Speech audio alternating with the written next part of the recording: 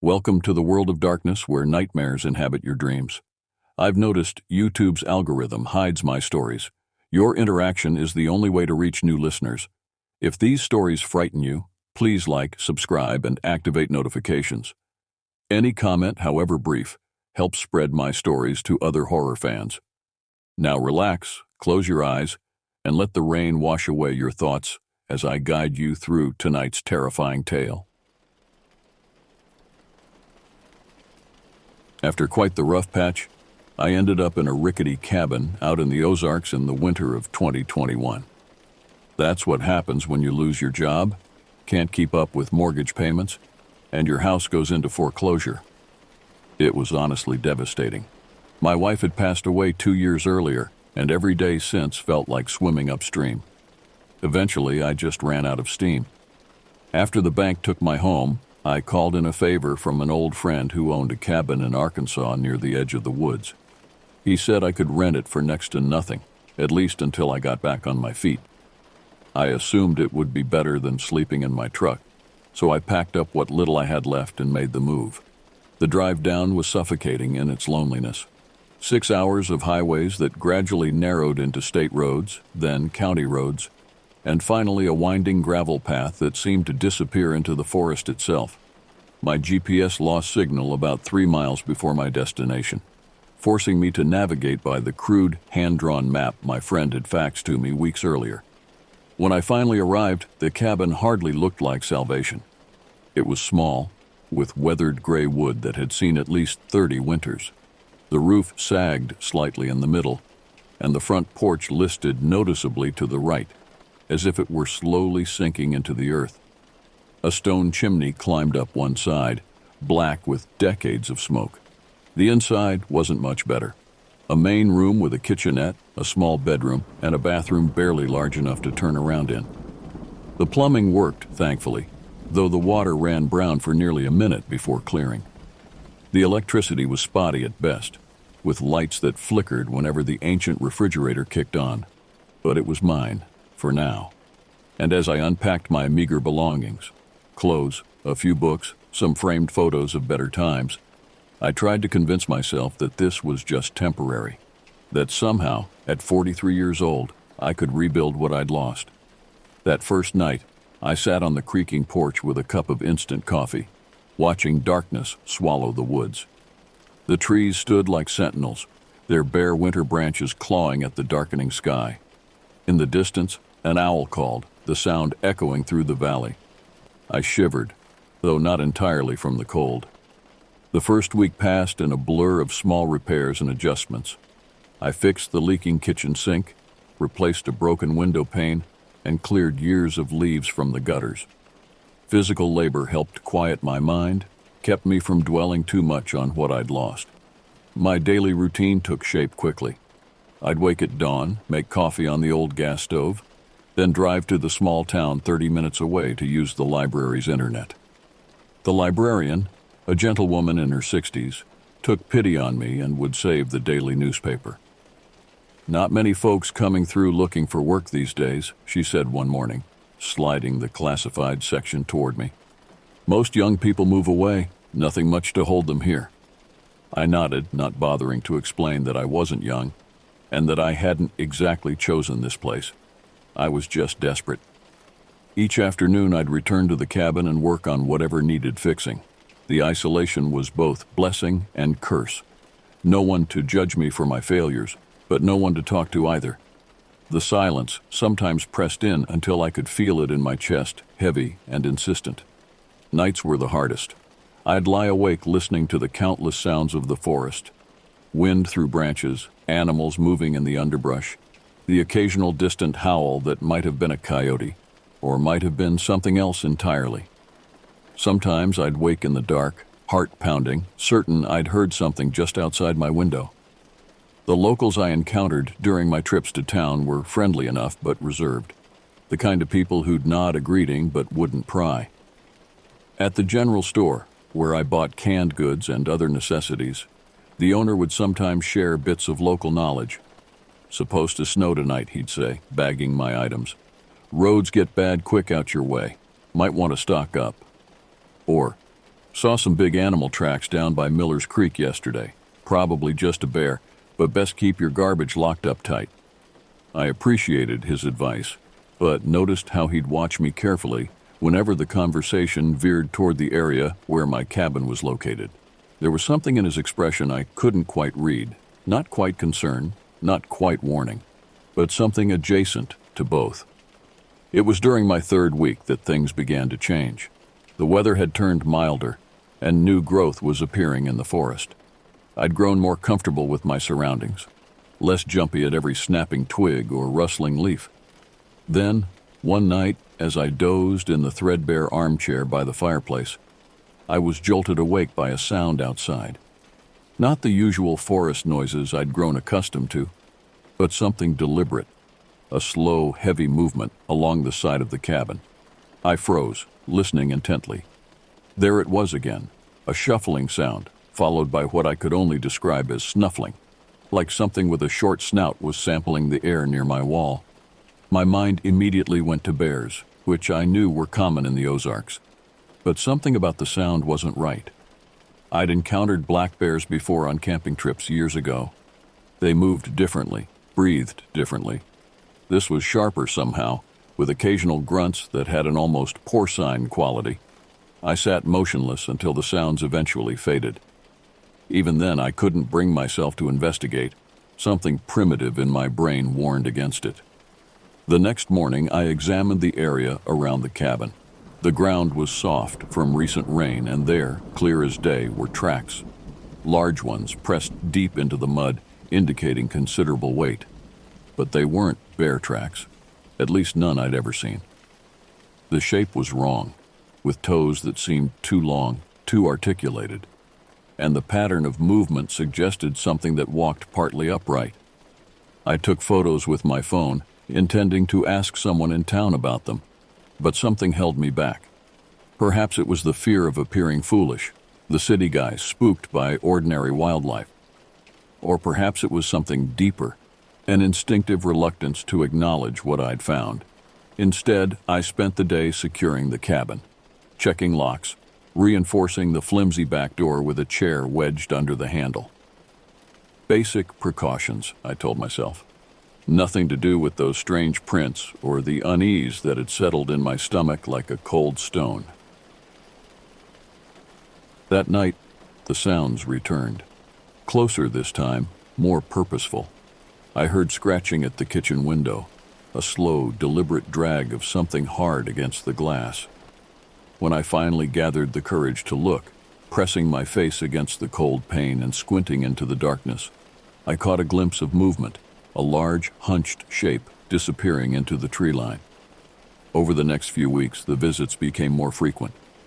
I would hear movement outside almost every night, sometimes just passing by, other times lingering near windows or doors.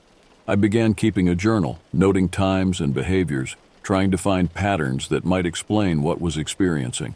One entry read, April 12th, 2:15 a.m. Heavy footsteps on porch. Stayed for approx 10 minutes. Sound of sniffing under door. Left when I accidentally knocked over lamp. Another. April 16th, dusk. Spotted large form at forest edge. Too large for coyote. Wrong shape for bear. Moved in strange loping gait. Watched cabin for nearly an hour before retreating. The evidence mounted. Tufts of coarse grayish hair caught on the rough wood of the porch railing. Deep claw marks on a tree near the cabin, about 6 feet off the ground. And once, a half-eaten carcass of what might have been a raccoon, left prominently in the center of the clearing, almost like an offering, or a warning. Sleep became elusive. I would jolt awake at the slightest sound, lying rigid under my blankets, straining to interpret the noises outside. Was that just the wind, or something pressing against the wall? Was that distant cry an owl, or something else entirely? My trips to town became less frequent, partly because I'd had no luck with job hunting, partly because I'd grown increasingly reluctant to leave the cabin unattended for long periods. I couldn't shake the feeling that my absence was noted, perhaps even anticipated. The general store owner commented on my haggard appearance one afternoon as I stocked up on supplies. "You looking a bit rough there," he said, eyeing the dark circles under my eyes. "Everything all right out at that cabin?" I hesitated, then asked, "Do you know if there are any unusual animals in these woods? Anything different from what you'd normally expect?" He paused in his counting of change, his expression cautious. "Different how?" "I don't know. I've been hearing things at night, seeing tracks that don't look quite right for the wildlife I know about." He studied me for a long moment before responding. "These woods are old, older than any of us. Sometimes they hold things that don't have proper names." He pushed my change across the counter. "My advice? Don't go looking for what's looking for you." His words followed me all the way back to the cabin, settling in my mind like a splinter that couldn't be removed. By early May, whatever was visiting my cabin had grown bolder. No longer content to merely circle and investigate, it began testing boundaries. I would wake to find the screen door partially torn from its hinges, or gouges in the wooden windowsills, as if something had tried to pry them open. One morning I discovered all my carefully hung laundry had been pulled from the line and scattered across the yard. Each item had been handled, some torn slightly, others apparently smelled or tasted, small wet spots and saliva marks evident on the fabric. The incident that truly terrified me came after a particularly heavy rainfall. I'd been in town all day and returned to find muddy prints leading directly to my front door. But what froze my blood were the handprints, yes, handprints, pressed into the mud beside the steps. They were large and misshapen, with fingers too long and joints that bent at odd angles, but unmistakably hand-like. That night I barricaded myself inside, pushing the small couch against the door and keeping my baseball bat within reach. Outside, the familiar shuffling began earlier than usual, while the sun was still setting. I could hear it circling the cabin, pausing occasionally, then moving on. Around midnight, the first direct challenge came. A heavy thump against the door, forceful enough to shift the couch slightly. Then another, not quite a ram, but a deliberate test of strength. I stood in the center of the room, bat raised, my breathing shallow and quick. "Go away," I shouted, my voice cracking with fear. The response was immediate, a low, rumbling growl that seemed to vibrate through the walls, followed by a higher-pitched sound that resembled nothing so much as laughter. Not human laughter, but the mocking approximation of it, as if something was attempting to mimic a sound it had heard but didn't fully understand. The testing of the door stopped, but I could hear movement around the cabin all night. Slow, patient circling, waiting. In the morning light, I examined the door. The wood had splintered slightly where the creature had struck it. I touched the damaged area, feeling sick. The door wouldn't withstand another such assault. That day I drove to the nearest hardware store and bought additional locks, a reinforcing metal plate for the door, and heavy-duty flashlights. I couldn't afford a gun, but I picked up bear spray, though I wasn't convinced it would be effective against whatever was stalking me. As I worked to secure the cabin, a terrible thought occurred to me. What if it wasn't trying to get in? What if it was trying to make sure I couldn't get out? The nightly visits continued, growing increasingly aggressive. The creature, I had stopped trying to classify it as any known animal, would scratch at windows for hours, an endless, nerve-wracking sound that made sleep impossible. It would knock over anything I left outside, destroy any small repairs I made to the porch or steps. I began to feel that it was studying me, learning my routines, testing my responses. When I shouted or made noise, it would retreat temporarily, only to return more determined than before. When I stayed silent, it would grow bolder, pressing against the walls, as if searching for weakness. One particularly awful night, it discovered that it could reach the bathroom window, which was smaller but less secure than the others. I lay in bed, listening to the methodical scraping as it worked at the frame, trying to create an opening. When the glass finally shattered, I leapt up and rushed to slam the bathroom door shut, wedging a chair under the handle. I stood in the hallway, heart hammering, as I heard something large squeeze through the window, glass tinkling, as it was dislodged. Heavy breathing filled the small bathroom, then a snuffling, seeking sound as it scented the air. The doorknob turned slowly, testing the barrier between us. The door shuddered as weight pressed against it, the chair legs squeaking against the floor. I backed away, gripping the bat so tightly my knuckles were white. After what seemed like hours, the pressure eased. I heard more glass breaking as the creature exited the way it had come. But it had crossed a threshold, literally and figuratively. It had breached my sanctuary, if only partially. The message was clear. Nowhere was truly safe. The next day, I boarded up the bathroom window with trembling hands. I called my friend who owned the cabin, trying to keep my voice steady as I asked if there had ever been problems with aggressive wildlife in the area.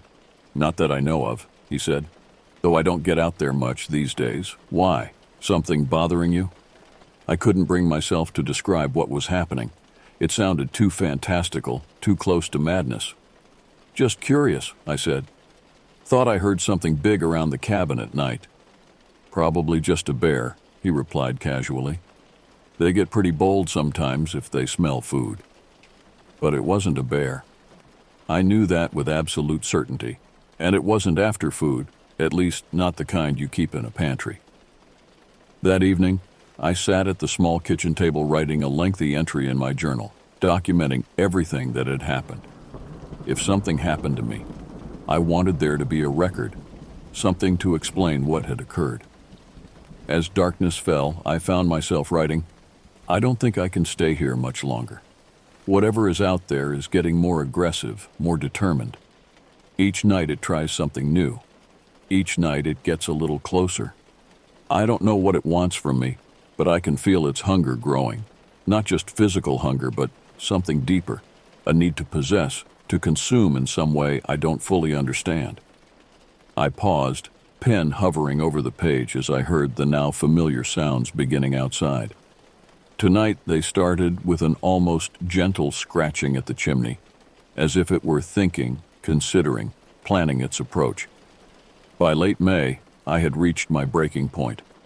Sleep deprivation and constant fear had worn me down to a shell of myself. I'd lost weight, my hands shook constantly, and I jumped at the slightest sound. The creature's visits had become a nightly certainty, each one more prolonged and intense than the last. I had decided to leave, to abandon the cabin and whatever strange territory dispute or hunting ritual I had unwittingly become part of. I'd packed my few belongings and planned to depart at first light, when I hoped the creature would be least active. My last evening in the cabin was unseasonably warm. The air felt heavy, charged with an approaching storm.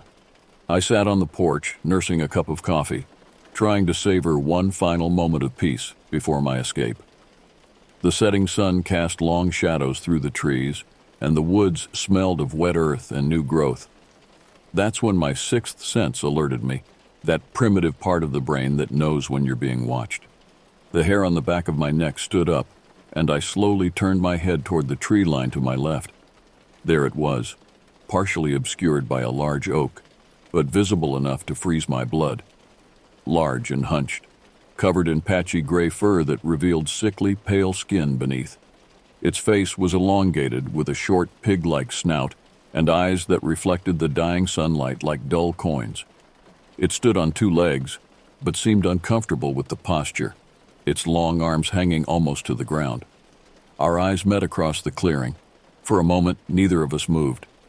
Then it opened its mouth, revealing yellow teeth too numerous and too sharp to belong to any normal omnivore, and released a sound that began as a grunt and rose to a high-pitched screech. I dropped my coffee mug, which shattered on the porch boards. My paralysis broke, and I bolted toward the cabin door.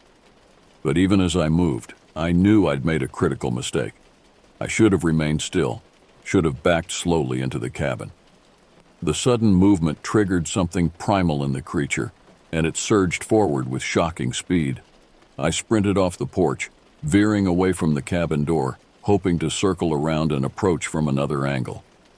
My boots slipped in the mud as I heard crashing behind me, branches breaking, undergrowth being trampled by something heavy and fast. The creature's breathing was loud, wet, and ragged, unnervingly close. I weaved between pine trees, changing direction erratically, using the trunks as barriers. Once I nearly slammed face first into a tree, barely managing to pivot at the last second. I could feel hot breath on my neck, hear snapping jaws just inches from my back. Panic gave me speed I didn't know I possessed. When I spotted the yellow glow of the porch light through the trees, I made a desperate final push. Somehow, miraculously, I reached the porch. I hurled myself at the door, wrenching it open and tumbling inside. My shoulder collided painfully with the door frame, but adrenaline dulled the sensation. I kicked the door shut with my foot and threw the bolt, just as something heavy slammed against the other side. I collapsed onto the floor, gasping for air, my heart threatening to burst from my chest. Outside, the creature howled, a deep, mournful sound that shifted into that horrible pig-like squeal. The porch boards creaked under its weight as it paced back and forth. For several minutes it scratched and pawed at the door, testing the reinforcements I'd installed. I remained frozen on the floor, afraid that even the smallest movement might provoke it further. Then, abruptly, the sound stopped. The silence was almost more terrifying than the attack had been. I strained to hear anything, breathing, movement, any indication of where it had gone. But there was nothing. I spent that night huddled in the center of the room, baseball bat in hand, jumping at every creak and settling sound the old cabin made. But the creature didn't return. Dawn found me still awake, still clutching the bat. As sunlight filtered through the curtains, I gathered my courage and peered outside. The clearing was empty, peaceful in the morning light. Birds sang in the trees as if nothing had happened. I waited until mid-morning before venturing out, moving cautiously, ready to retreat at the first sign of danger. But the woods seemed normal, almost indifferent to the terror of the previous night. Evidence remained, though. Deep prints in the mud showing the creature's pursuit, claw marks on trees where it had used them to change direction during the chase. Near the porch, I found clumps of that coarse gray fur caught on a nail, and what looked disturbingly like saliva dried on the door, thick and yellowish, with an acrid smell that made my stomach turn. I didn't linger. I threw my bags into the truck and left, gravel spitting from beneath my tires as I accelerated down the narrow road. I didn't stop until I reached the town, where I pulled into the general store parking lot and sat with my hands shaking on the steering wheel. The owner was sweeping the front step when I approached. He took one look at my face and nodded slightly, as if confirming something to himself. "You're leaving then," he said. It wasn't a question. "Yes," I replied. "I can't stay in that cabin anymore." He leaned on his broom, studying me. "It found you, did it? The thing in the woods?" My mouth went dry. "You know about it?" He sighed heavily. "Stories go back generations around here. Most folks don't see it. Some feel it watching. A few." He gestured toward me. "A few get its full attention?" "What is it?" I asked, my voice barely above a whisper. "Don't rightly know," he admitted. "Some say it's just a deformed bear or wild hog. Others claim it's something older, something that was here before people. All I know is it seems to fixate on certain folks, and once it does, it doesn't stop until they're gone." "Or dead?" I couldn't help asking. He looked away. "There have been disappearances over the years. Hunters, hikers, people who stayed too long." I thanked him, though for what exactly I wasn't sure. As I turned to leave, he called after me. "It won't follow you if that's what you're worried about. It stays in its territory, always has."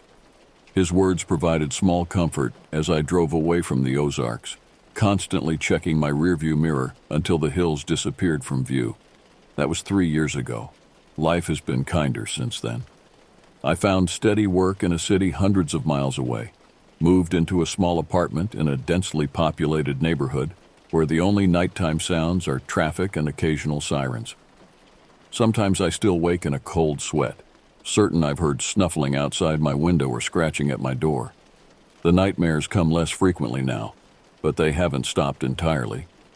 In them, I'm always running through endless woods, something just behind me, its breath hot on my neck. I researched extensively after I left, looking for any scientific explanation for what I encountered. The closest match was reports of feral hogs, which can grow to enormous sizes and have been known to walk short distances on their hind legs. But this explanation feels hollow, inadequate to describe what stalked me in those woods. I never went back to collect the journal I left behind. Sometimes I wonder if someone else has found it, if they've read my increasingly desperate entries and dismissed them as the ramblings of an isolated, grieving man. Or worse, if they've recognized the truth in them because they've experienced something similar. There are things in this world we don't fully understand, creatures that exist in the margins between what we know and what we fear. I can't explain what happened to me in the Ozarks, can't neatly categorize or classify the thing that hunted me for those terrible weeks. All I know is that there are places where humans are not the apex predator, where we are little more than intruders, tolerated until we're not. And when toleration ends, all we can do is run and hope that we're faster than whatever is chasing us.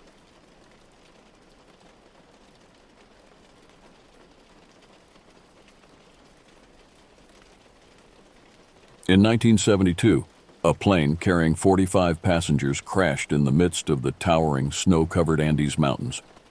A group of passengers miraculously survived, but now faced the most challenging task: surviving in the harsh conditions of this unforgiving place. The cold was biting and conditions were severe. There was no sign of life in this place, far from all elements of civilization. Food sources were non-existent, and the little food that was on board the plane quickly ran out. Here the survivors faced the most difficult decision of their lives, having to eat the bodies of their deceased companions in order to stay alive. The circumstances these passengers went through were harder than anything imaginable, yet they continued to fight and cling to survival. Would they eventually survive, or would this be their final journey? Our story begins in October 1972. The protagonists are a rugby team from Uruguay. Rugby is a sport somewhat similar to American football.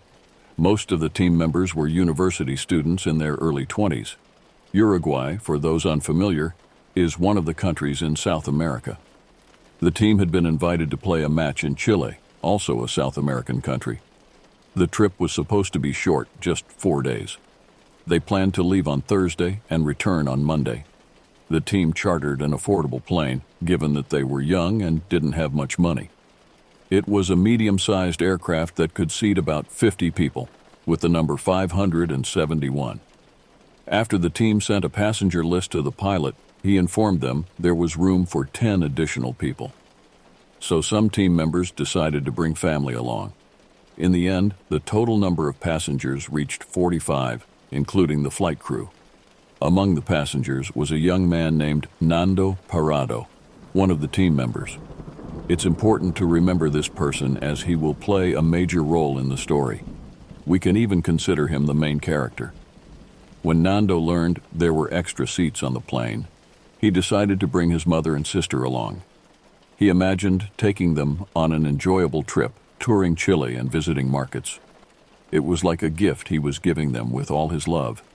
He had no idea that what awaited them would be worse than anything he could imagine. Their journey began on Thursday, October 12, 1972. They departed from Montevideo, Uruguay, heading to Santiago, Chile. They had to fly over Argentina and the Andes mountain range, towering mountains stretching long distances, considered the highest in South America. But due to bad weather that day, the pilot decided to land in Mendoza, Argentina, located just before the Andes. They spent that night in Argentina and resumed their journey on the morning of Friday, October 13th. In Western culture, Friday the 13th is considered an unlucky day. The pilot and team members weren't thinking about this at the time, but what would happen that day would indeed be the worst thing they could imagine. The plane they were on was a Fairchild FH-227, considered one of the worst in terms of design. Its engines were weak relative to its weight, making it prone to accidents. The passengers were unaware of this information. If they had known, they likely wouldn't have chosen to fly on it. During the flight, the plane had to cross over the Andes Mountains. This posed a significant risk, especially with the bad weather and weak engines. The pilot planned to circle around the southern end of the Andes range and cross through a low pass, avoiding flying at high altitudes. The mood on the plane was cheerful and lively. Passengers were playing games and singing, unaware of the danger ahead. In a pivotal moment, Nando traded seats with a friend, a decision that would later determine who would survive and who would perish. The plane reached the southern end of the Andes, and the pilot turned west towards the city of Curico. But here, a fatal error occurred. The pilot reported to air traffic control in Santiago that they were over Curico, when in fact they were still over the Andes Mountains. This mistake in determining their position would lead to disaster. The pilot thought they had passed the mountains and began descending, but visibility was poor due to clouds and storms surrounding the Andes peaks. Suddenly, the pilot and passengers found themselves face to face with a towering mountain. The pilot desperately tried to pull the plane up, but the weak engines couldn't provide enough power to climb at the required speed. The plane struck the mountain, and in an instant, the tail and wings were torn off. Most of the fuselage disappeared, leaving only the front section. In that horrifying moment, several passengers were ejected with the disintegrating parts, especially those seated in the rear of the plane. The front section continued sliding down the snowy slope, with the remaining passengers inside clinging to life. The following moments were chaotic and terrifying, with seats flying loose and passengers' bodies colliding. Despite the catastrophic crash, there was an element of luck. The pilot's final attempt to pass through a curve in the mountain saved the front of the plane, and its relatively smooth slide down the snow saved many lives. In the end, out of the 45 passengers, 33 survived the initial impact, but many were seriously injured. In the first hours after the crash, the survivors tried to comprehend the tragic situation they found themselves in. They were at an altitude of about 3,600 meters above sea level, in an environment none of them were accustomed to. Snow and storms surrounded them on all sides, and the biting cold penetrated to their bones. The less injured survivors tried to help those more severely hurt. The scene was tragic: scattered bodies, unconscious individuals, others suffering from fractures and serious injuries. Nando, who was still unconscious, was placed near the plane's exit, exposed to the severe cold. Here something strange and amazing happened. Nando had suffered internal bleeding in his brain, and according to medical experts, his exposure to extremely low temperatures may have helped save his life. The intense cold helped limit brain swelling and reduce bleeding. This was like an unintended miracle. After 3 days, Nando began regaining consciousness. He was in a state of confusion, trying to understand what had happened. His friends, not considering his fragile health condition, bombarded him with the bad news all at once: the plane crash, his mother's death, and his sister's severe injuries. Despite the shock, Nando quickly grasped the situation. He asked about his sister and tried to comfort her when he learned of her location. He felt immense guilt for bringing her on this ill-fated journey. His sister was only 17 years old. After regaining his balance, Nando left the plane wreckage to see the surroundings. He was shocked by what he saw. Nothing but mountain peaks and endless snow in every direction. There was no sign of life. Not even animals existed in this harsh environment. The survivors hoped rescue teams would reach them soon. Indeed, 3 countries were participating in the search operations: Uruguay, Argentina, and Chile. But the problem was that the search area was vast, and weather conditions were extremely difficult. Additionally, the plane was white and had crashed on white snow, making it nearly impossible to spot from the air. The survivors heard the sounds of search planes flying overhead, and even glimpsed some from afar. But despite their attempts to attract attention, no one could see them. They held their breath and stood on edge, waiting for any news of their rescue. As days passed without being found, some began to lose hope.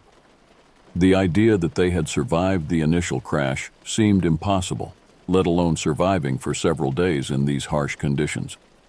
But the survivors themselves didn't lose hope and remained convinced they would be rescued. However, their situation was worsening day by day. Nando tried to stay by his sister's side and comfort her, but her injuries were too severe. On the 5th or 6th day, his sister passed away, reducing the number of survivors to 27. As more days passed, the survivors gradually lost hope, reaching the peak of despair on the 10th day. An important development occurred. The survivors had a small radio, and thanks to one person's expertise in electronics, they managed to create a makeshift antenna. This allowed them to pick up some radio stations and follow news about the search for them. But what they heard was shocking.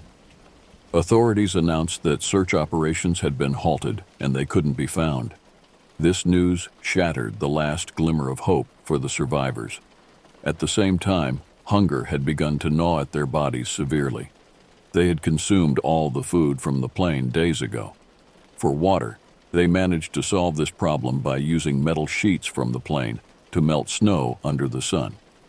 But the food problem was more complex. They tried to eat anything edible, including leather from luggage and plastic. But these desperate attempts were not enough. And here the idea they all feared began to emerge: eating the bodies of their deceased companions. The idea was horrifying and terrifying for everyone. Most of them completely rejected the idea at first, while some reluctantly accepted it. It was clear there was no other way to survive: either starve to death or eat the dead. There was no third option.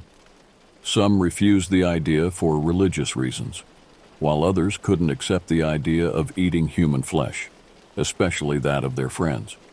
It was impossible for a normal person living in normal conditions to imagine themselves in this situation. But these survivors were on the brink of death, and their ability to endure and way of thinking had completely changed. In the end, they made the difficult decision. Due to the freezing cold, the bodies were well preserved, not decomposing.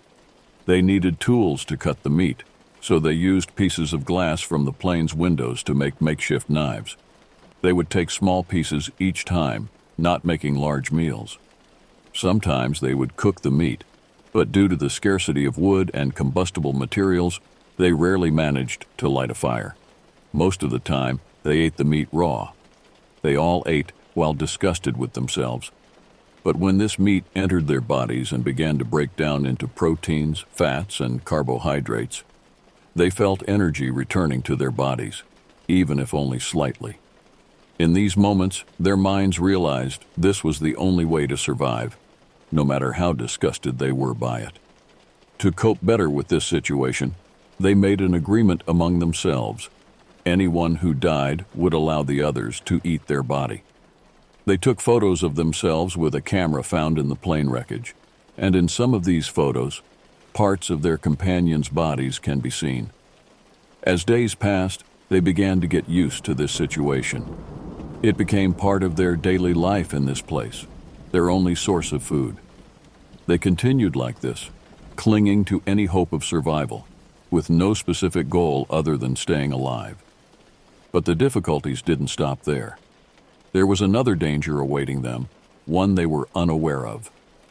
The Andes Mountains, due to their towering height and the massive amounts of snow that fall on them, were prone to frequent avalanches. The tragedy was that the place where the plane wreckage had settled was like a valley surrounded by mountains on all sides, making it vulnerable to any avalanche that might come from above.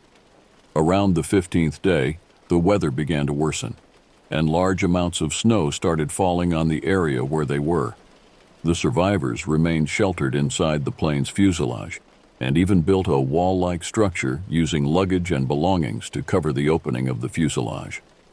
Heavy snowfall continued for about 3 days, and as the snow accumulated, the likelihood of avalanches increased. On the night of the 18th day, while the survivors were inside the plane's fuselage, they suddenly heard a sound like an explosion. as if it were a massive thunderclap. Immediately after, they felt a vibration in the ground, as if 1,000 horses were galloping towards them. In an instant, an avalanche hit the plane's fuselage, burying everyone under massive amounts of snow. The situation turned to chaos in a moment. Some were completely buried under the snow, to the point where they could no longer move at all. This is one of the worst ways a person can die. Being buried alive under snow in this deadly cold, unable to move or even breathe. Others were partially buried but could move a little. Those who could move began trying to dig themselves out. Some suffered serious injuries due to the force of the avalanche that violently struck them and threw them inside the plane's fuselage. Those who could move began trying to help the buried and injured and get them out. The situation was extremely difficult. The biggest problem was that even those who managed to get out from under the snow found no safe shelter around them. The world around them was all snow, and there was no place to take refuge or feel warmth. The entire plane fuselage was buried under the snow. The survivors remained trapped inside the fuselage for 3 days. They were all buried under the snow, but inside the fuselage. The fuselage was the only thing protecting them. Outside, snowstorms were raging, and they could hear the sound above their heads from under the snow. Strangely, the avalanche turned from a curse into a blessing, as it formed a barrier protecting them from the massive storms outside. They remained sheltered inside the plane's fuselage, and their only source of warmth was 1 or 2 small lighters. But the situation remained tragic. The avalanche caused the death of 8 of them, reducing the number of survivors from 27 to just 19 people. However, the death of these 8 was in itself a kind of tragic blessing. It provided the rest with an additional food source to live on, while at the same time reducing the consumption of the limited food sources they had. It's terrifying to talk about death in this way, but this was the reality they were living in. After 3 days under the snow, they finally managed to get out. The plane's fuselage was almost buried under the snow, but they slowly began removing the snow with their hands and cleaning the inside of the fuselage. The fuselage was like a home or shelter for them, the only place they could take refuge. As days continued to pass, the survivors began thinking of ways to get out of this predicament. Some might wonder why they didn't try to explore or move from their location. In fact, they did try. They were particularly looking for the plane's tail, believing it might contain supplies or things that could help them. But these attempts always ended in failure. They couldn't move far from the plane's fuselage. The main reason was the depth of the snow. When they walked on the snow, their legs would sink into it, making walking extremely difficult. Additionally, the weather conditions were highly unpredictable. Suddenly, fierce snowstorms could hit, and without proper clothes or equipment to protect them, advancing in any direction was extremely difficult and dangerous. Even their eyes were affected. They had nothing to protect their eyes from the intense glare of the snow, making visibility difficult. All their initial attempts to explore the surrounding areas were unsuccessful. They would cover short distances and then return to the fuselage. The survivors realized they needed a solution to the problem of walking on snow. And in situations like this, when survival is the primary goal, humans begin to invent tools to help them. As they say, necessity is the mother of invention.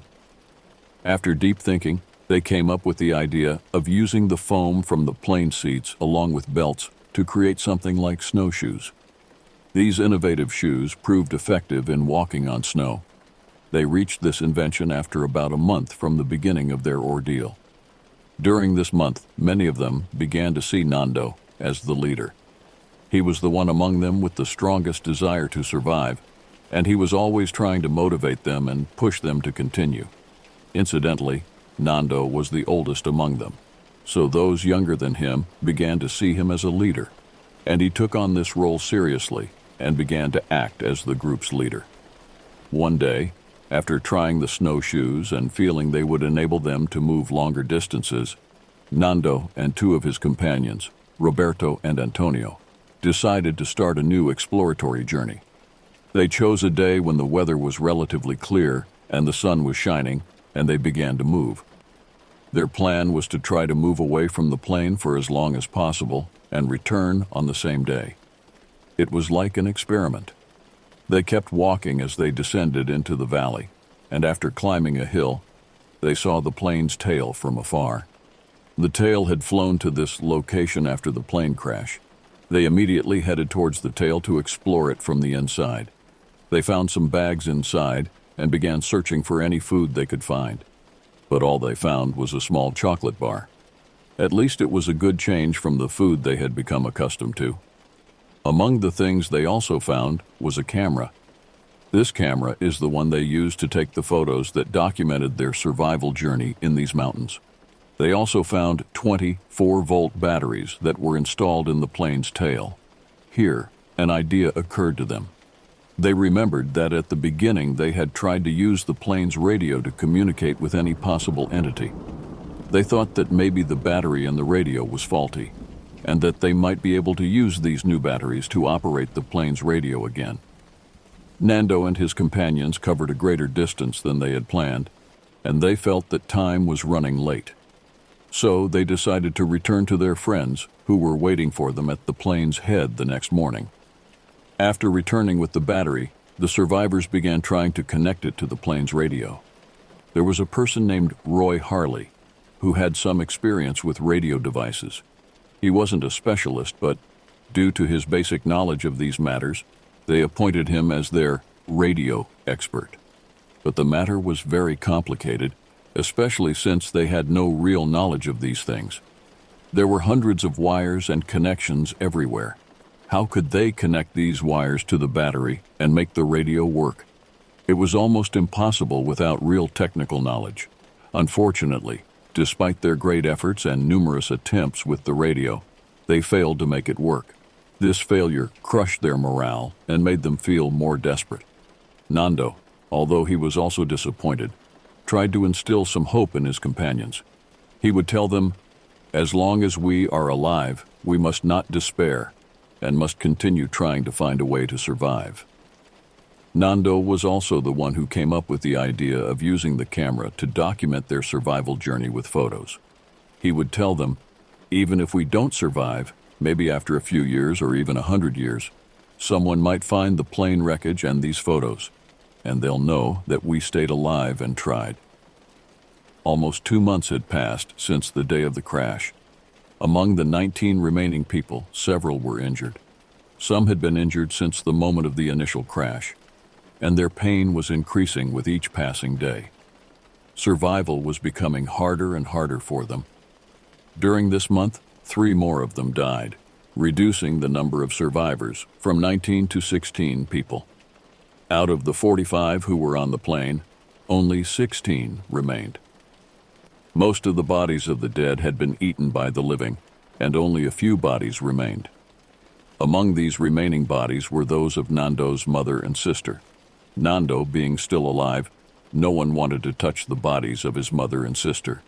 He decided to leave them until the last moment. Nando would always tell his close friend Roberto that they needed to get out of this place. How long would they remain standing in the same spot? All directions around them were frightening, as if they were in the middle of a vast ocean with no knowledge of its beginning or end.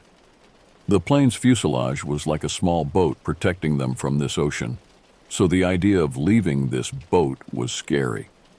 This is what prevented them from moving from their place. They were afraid that any attempt to move away from this place would mean certain death. But after more than 2 months without any new sign of hope, the only option became to move from their place. Of course, everyone was afraid of this. It was like throwing oneself into the ocean literally, as they didn't know their exact location. The only idea they had was that they were currently on the western side of the Andes Mountains. They remembered that before the co-pilot died, he had told them they had passed the city of Curico, which is on the western side in Chile, so they believed they were in this area. But in reality, they were closer to the eastern side. They had been thinking all along that if they moved from this spot, they should head west, because it was closer to civilization and cities, although in reality, the east was closer. On the western side, there was a high mountain in front of them, while in the east there was a valley. Going down to the valley would have been easier than climbing the mountain, but they thought that if they headed east, they would face higher and more difficult mountains, because they thought the east was far from them, while the west was close. This is what they believed, because they didn't know their real location. In reality, if they had headed east, they would have found a hotel about 20 kilometers from their location, and there were no high or towering mountains between them and the hotel. The only thing that could have hindered them was a river, and this river would indeed have been difficult to cross. But if they had reached the river near the hotel, they would most likely have been able to call for help from people on the other bank. Heading east was probably the best option for them.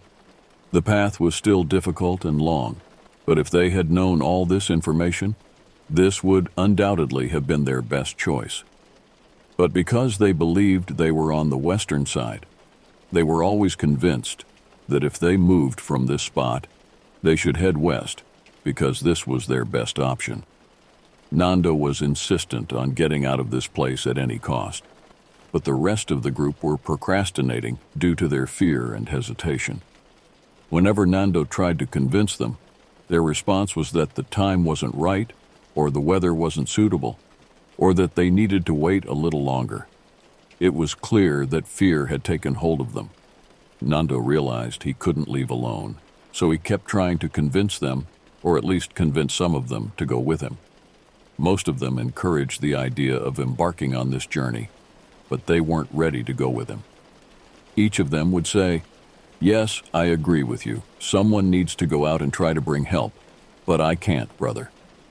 They supported the idea, but no one volunteered to take the risk with him. Even his close friend Roberto was hesitant at first. This was his closest friend and the one who had gone with him when they found the plane's tail. But after Nando's insistence, Roberto finally agreed. The third person Nando convinced to go with them was Antonio. He was also the third person who had been with them when they found the plane's tail, and he was the most physically fit among them, so he was the natural choice for this journey. So, the same three who had gone out and found the plane's tail were now going to set out on a journey in search of new hope. This journey would be a journey of no return. Either they would reach safety or die trying. Therefore, they had to make all their preparations. And the rest of the group, despite their fear and hesitation, helped in preparing for the journey and provided all possible support. First, they allocated a larger share of food to the three, a share that could last them for several days, even though food was already scarce. Second, they needed a way to protect themselves from the cold at night, as it was impossible to survive amidst these mountains without something to protect them. Here, one member of the group, named Carlos, collected heat-insulating materials from inside the plane's fuselage and sewed them together using electrical wires to create something like a sleeping bag. The sleeping bag was large enough for the three of them and was very durable. Several of them took turns sewing it, and the sewing process itself took a few days. After preparing all the necessary items and tools, the trio, Nando, Roberto, and Antonio, bid farewell to their friends and set out on their difficult journey on December 12, 1972. The last thing Nando said to his friends who remained at the plane was that if they ran out of food and needed to use the bodies of his mother and sister, he gave them permission to do so. After that, the three headed west, and directly in front of them was a large mountain. They believed this mountain was the biggest obstacle in front of them, and they thought that once they reached its summit, they would be able to see the green valleys and cities or villages on the Chilean side. They realized that climbing this mountain alone would require at least a full day. They began climbing the mountain, and it was an extremely tiring and exhausting process. Climbing on this steep slope was very difficult, especially since they had no previous experience or practice in mountain climbing. At these altitudes, even breathing was difficult due to the lack of oxygen in the air. The more they moved and exerted effort, the more oxygen they needed. But due to the lack of oxygen, breathing became harder and harder. With every step they took, they faced the risk of slipping. They tried to hold on to themselves but couldn't. With every step they climbed, they would slide half a step. They then tried to climb the rocky parts, which required tremendous strength and high fitness. Rocks would sometimes fall on them. Perhaps the only thing that helped them was that they had lost a large amount of their weight. Each of them had lost about 30 or 40 kilograms. Finally, after all the effort they had exerted, they reached what they thought was the summit. But the peak in front of them was what is called a false summit. This is a peak that appears from below to be the mountain summit. But when you reach it, you discover it's a false summit, and that there's a higher peak in front of you, and that you have to climb more to reach it. This crushed their morale when they reached this false summit. But at least this place was suitable for spending the night. They slept huddled together and used the sleeping bag their friends had made for them. The cold was very harsh, but at least the sleeping bag enabled them to survive. The next day, the three continued their arduous climbing journey. Their friends who had remained at the plane's fuselage could still see them climbing.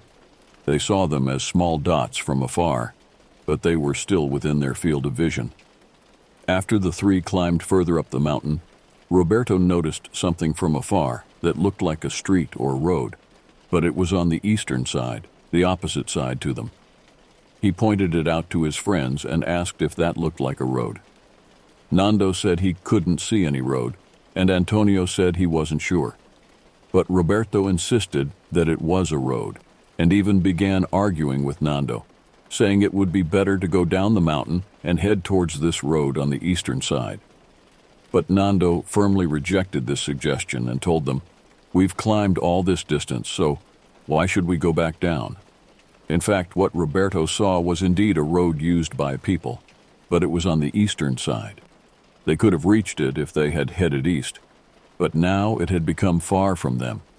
Until this moment, they had believed they were closer to the western side. So they made the decision to continue their journey westward and continue climbing the mountain. The climb was extremely exhausting and took much longer than they had expected. They thought they would need 1 day to reach the summit, but it took them 3 days. The hope that drove them to continue climbing to the summit was that they would see the green valleys and villages or cities on the western side. This had always been their hope, that when they reached the summit, they would see these things. But the big shock came when they actually reached the summit. What they saw was snow-covered mountains extending as far as the eye could see. There were no fields, no green valleys, no cities, no villages, no signs of life at all. The amount of despair they felt at that moment is indescribable. After all this effort and all this hardship, the result was nothing. Nando, despite feeling all the emotions of despair at that moment, turned to his friend Roberto and said, "Let's continue, and whatever happens, happens. Either we reach safety or we die trying." Roberto, although he was at the peak of despair at that moment, when he saw Nando speaking this way, felt energy returning to him again and said, "By God, you're right, my friend. We've come this far, so let's continue, and whatever happens, happens. Either we live together or we die together." But being three was slowing down their movements, and in addition, their provisions and food had decreased significantly. So Nando turned to their third friend, Antonio, and said to him, "Antonio, you go back and give us what's left of your provisions and food, and return to the plane. Roberto and I will continue alone." Antonio agreed to this, gave them what was left of his provisions, and went back down the mountain. Of course, going down was 1,000 times easier and faster. It probably only took a few hours. When Antonio came down from the mountain, his friends who were at the plane saw him and went to him. He told them that they had seen nothing but mountains extending as far as the eye could see, and told them that Nando and Roberto had taken the rest of the provisions he had and decided to continue the journey on their own, and that nothing would stop them except death. Nando and Roberto continued walking westward, They came down from the mountain they were on top of, but from the other side. Under the mountain, there was a single path extending between the mountains, so they decided to follow this path. The mountains surrounding them were towering, but luckily, this time, they didn't have to climb any of these mountains. They were trying to follow the paths and valleys between these mountains. Of course, they sometimes had to climb some hills or small peaks, but they didn't have to climb a high mountain like the first one. Due to the size of the mountains surrounding them and the vastness of the place they were in, it was difficult for them to sense distance. They had no sense of the distance they had covered or would cover. And perhaps this was a blessing in itself, because if they had known how to calculate the distance, they might have felt despair. But all that occupied their thoughts at that time was just moving forward, and this certainly helped them psychologically. This arduous journey of theirs between the mountains continued for 10 days from the time they left their friends at the plain. But finally, after these 10 days, they reached the line that was for them the lifeline, the line where the snow ended and life began. This moment was like a new life for them. The joy and happiness they felt cannot be described. They began walking in the green valleys they had been dreaming of 10 days ago. Finally, they felt they had really returned to life. And even on their way, they saw a cow. So they began to tell themselves that there must be people somewhere near them. They were still in the midst of wilderness and nature, and hadn't seen people yet, but they felt they were getting close. They began to see trees, grass, flowers, and even water. Nando and Roberto say that in those moments, they felt as if they had entered a 5-star hotel. The weather was beautiful, there was water, and they even had grass to eat. They felt that these simple things, which we see in our daily lives in an ordinary way, were the greatest thing in the world. During these 10 days, Nando and Roberto had covered more than 60 kilometers to reach the place they were now. But even after reaching these green valleys, they spent one more night in the open. The next morning, they continued their journey and reached a river. And here was the surprise. There was a man riding a horse on the opposite bank. They began shouting at him and gesturing to him. Communication between them was difficult, because the river separating them was quite large, and the sound of the rushing water was loud, so they couldn't hear each other. Of course, the man on the horse was surprised in turn at how these people had reached the top of these mountains, because they were still considered to be in the mountains, even though they had descended quite a distance. Of course, Nando and Roberto had no option to cross the river by swimming, because the river's current would have swept them away due to its strength. So the man on the other bank had an idea. He took a piece of paper and a pen, tied them to a stone, and threw them to the other bank towards Nando and Roberto. Nando took the paper and pen and immediately began writing a message explaining their situation. This is a real image of the letter Nando wrote. He wrote, "We come from a plane that fell in the mountains. We are from Uruguay. We have been walking for 10 days, and at the plane's fuselage, there are still 14 injured people waiting for rescue. We have no food or provisions and need help as soon as possible. Please help us. We can't even walk anymore." Nando threw the letter to the man on the other bank, and signs of shock were clear on the man's face as he read what was written in it. After reading it carefully 2 or 3 times, he signaled to Nando that he understood the situation and indicated to them to stay where they were and that he would bring them help. Before he left, the man took a piece of bread and cheese and threw them towards Nando and Roberto. This bread and cheese were the first food other than human flesh they had tasted in the past 2 months. The man on the horse took many hours before he could bring help, because the place where they were was still far from civilization and cities. The man's journey alone took about 10 hours. But finally, this man returned with a number of soldiers and military personnel who were able to rescue Nando and Roberto. These shots you see before you are real footage of the moment of their rescue and when they were found for the first time. Their condition was miserable, of course, and the signs of fatigue and suffering they had endured were evident on them. These shots and images were taken by journalists as soon as the news reached them. The journalists came with the military, as if they had suddenly appeared out of nowhere on top of the mountains. In this picture, we see Roberto on the right and Nando on the left, and in the middle, the man who was on the horse and who can be considered their savior, whose name was Sergio Catalan. Imagine that the journalists didn't even give them time to breathe. They immediately began conducting interviews with them. One of the journalists even asked them, "How did you survive all this time? What were you eating?" Roberto was about to answer, but Nando intervened and told the journalist that they wouldn't answer this question. The journalists, frankly, were not behaving appropriately at all. These two men had just come out of hell, literally. They should have been left to rest a little, and they should have moved to rescue the rest of the survivors at the plane. The soldiers and security authorities tried to find out the location of their friends from Nando and Roberto. They brought them a map to try to determine their location.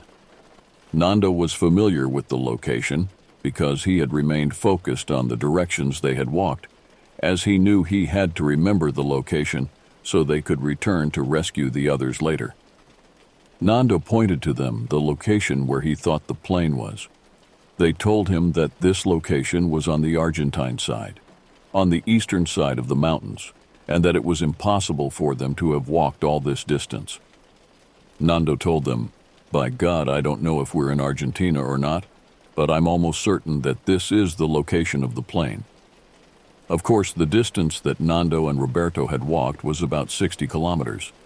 The authorities and police were unable to comprehend how two people in such a weak and emaciated state could have covered all this distance, so they were skeptical about the location. But Nando kept insisting that this was the location. Their friends who had remained at the plane had been waiting anxiously for the past 10 days. Some had even lost hope and thought that Nando and Roberto had died on the way, but at the same time, they were following the news on the radio. You can't imagine their joy when they heard on the radio the news that Nando and Roberto, two survivors from Flight 571, had been found. Their happiness was indescribable. They knew that finally they would be rescued. I ask you by God to imagine their feelings at that moment. I'm sure it was the most beautiful feeling they had experienced in their entire lives. It was as if they were born again. They began hugging each other, and all the joy in the world couldn't contain their happiness. The authorities and police called for helicopters to begin the rescue operation. Once again, the helicopter pilots asked Nando about the location, and he pointed to the same spot on the map. But the pilot said to him, "Look, it will be difficult for me to find them on my own. I need you to come with me." And although Nando was certainly tired at that moment, he said to him, "Okay, I'll come." So Nando boarded one of the helicopters and began flying with them as they tried to trace the path he had come from. The weather was good that day, but despite this, flying at these high altitudes was difficult for the helicopters. The aircraft was shaking frighteningly. Thank God that they didn't have an accident and fall among the mountains again. Imagine the tragedy if that had happened. But finally, the helicopters passed over the high mountain that was in front of them. This was the same first mountain that Nando and Roberto had climbed. Nando kept pointing downwards and saying that the plane's fuselage was below them. But the fuselage was white, and everything around was white with snow, so it was almost impossible to see. Even when the aircraft got close to the location, they couldn't see the fuselage. And here we understand why the previous search attempts for them had failed. Although there were planes flying in the areas above them, seeing them was almost impossible. Even Nando and the helicopter pilots couldn't see the plane's fuselage and the rest of the survivors until they descended to a very close altitude to them. If Nando hadn't known the place and the terrain and this specific spot, it would have been impossible to find them. The helicopters landed at the site of the plane wreckage, and finally they saw the rest of the group below waving to them, flying with joy. This is a real image taken from a camera on board the helicopter at the moment they finally found them. And here we also see real video footage of the plane wreckage. All of Nando's 14 friends who were left at the wreckage were rescued. I'm sure none of them will forget that day, which was December 22nd, 1972, the day of rescue. And glory be to God for the number of days they spent from the day of the plane crash until they were rescued, is the same as the number of the year they were in, 72 days from the moment of the crash. The remaining 14 survivors, along with Nando, were brought to safety. Their condition was, of course, very poor. Each of them had lost between 30 to 40 kilograms of their weight, but joy was evident on their faces. And after that, their names were announced on the radio so that their families would know who had survived. Of course, shortly after, they met with their families and were reunited again.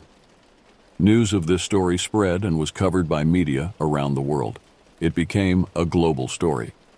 But afterwards, many articles appeared in newspapers talking about the subject of their survival by eating the bodies of their friends. This particular aspect spread, and perhaps was one of the reasons that made people attracted to this story. When one hears that they survived by eating their friends, they are shocked. Some of these articles even began to speak against them and call them cannibals. There was a great debate about this issue, and discussions began among people about whether, if we were in their place, would we do the same as they did or not. In the end, if they hadn't eaten their friends, it would have been impossible for them to survive. This story is one of the most famous survival stories that spread around the world. Books were written about it and documentaries were filmed, and it received huge media attention. Nando and his friends appeared in many interviews and forums and told their story in all its details. This was one of the biggest stories that was circulated in the media because of its power and strangeness, and perhaps also because of its somewhat happy ending. The 16 survivors continued to meet over the years. They would hold a gathering every year on the same date they were rescued, December 22nd. And by the way, all the talk we said about Nando, especially that he was the undisputed leader of the journey, all this talk was by the testimony of his friends. It wasn't him who talked about himself and said, "I was the leader, and I saved them, and I did." They all knew that the greatest credit after God in their survival was to Nando and his insistence until the last moment on survival, no matter what the circumstances. Nando, who at the beginning of the crash was considered dead and remained unconscious for 3 days due to the brain injury he suffered, and whose survival from it was something miraculous in itself, still communicates and meets with Roberto and Sergio, the horsemen who found them after they came down from the Andes Mountains. Their relationship with him remains strong, and they are still friends to this day. At the end of the story, it's impossible for one of us to comprehend the conditions these people lived through amidst these mountains. We won't know their feelings and their psychological, mental, and physical state they were in unless we were actually in their place. And finally, I conclude with a question for you. If you were in their place, do you think you would have been able to do what they did? Would you have been able to eat the flesh of your friends? And here we have reached the end of the story. Whoever hasn't subscribed to the channel, please subscribe and click on the bell button. And there are also other amazing stories you can listen to.